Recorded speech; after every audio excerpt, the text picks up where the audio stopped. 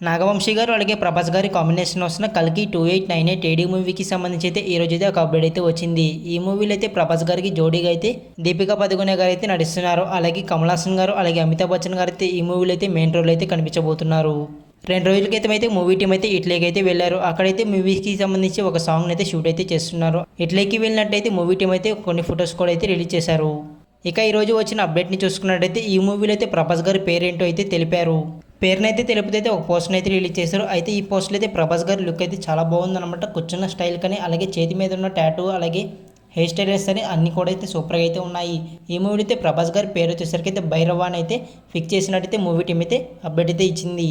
ఇంతకీ ఈ పోస్ట్లో ప్రభాస్ గారి లుక్ మీకు ఏ విధంగా అనిపిస్తుంది కింద అయితే కామెంట్ చేయండి. అలాగే ఈ మూవీ కోసం ఎంతమంది వెయిట్ చేస్తున్నారో కామెంట్ చేయండి. ఈ మూవీ అయితే మే 9, 2024 తేదీన అయితే రిలీజ్ అవుతుంది.